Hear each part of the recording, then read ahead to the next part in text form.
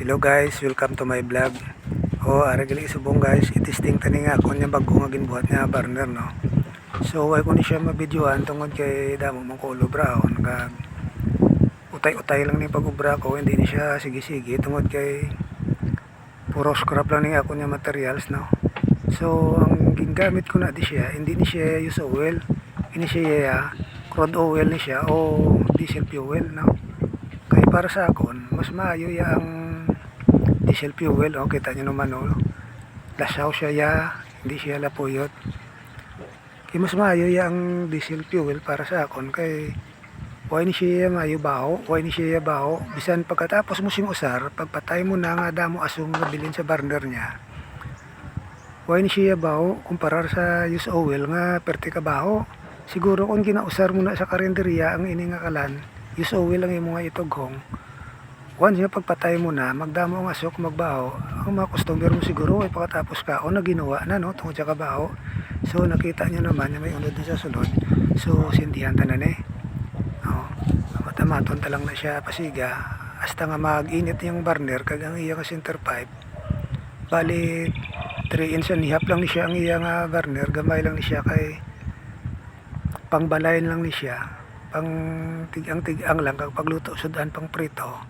So mas mayo gini siya ara na matamaton talang ni siya open ang hangin sa permiro mapula pa na siya tungod niya way pa masyado mag-init ang iyang burner kag madamo pa na dasang abo-abo nga nabilin sa sulod tungod sang papel. So rolipiwan talang magtinabog na pago ang mga abo para nga mag-amat-amat na siya blue flame no. So mag-init-init na siya karon, ulo adjustan talang ni para matagaan na siya siyang dako-dako nga kalayo no.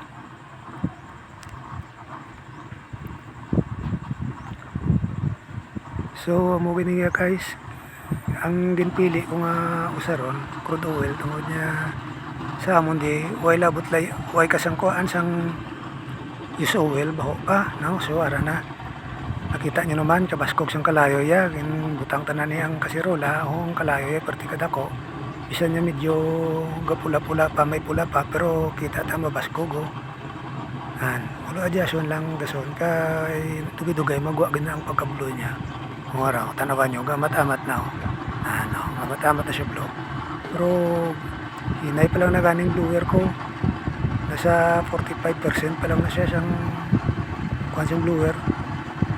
So kita nyo awas na ganing kalayo niya na amo pa lang na So baskog siya, bisang gamay lang, adjust lang kay magdugay na siya, gamatamat na siya blow, kita nyo blow na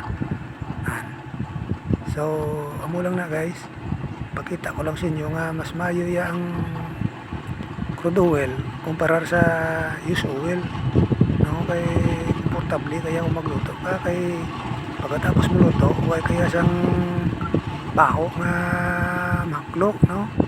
Isa nagaluto ka pa kung isa may baho pa na yung use oil, pero sa crude oil ya wala gidya no. Mas mayo pagid ni tani gani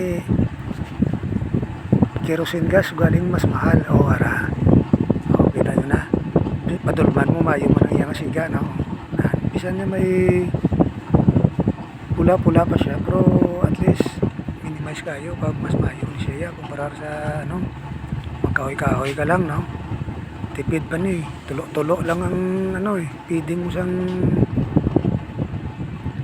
crude oil mo, okay na munan so ara na bukal na pinaksyo nga bang Ross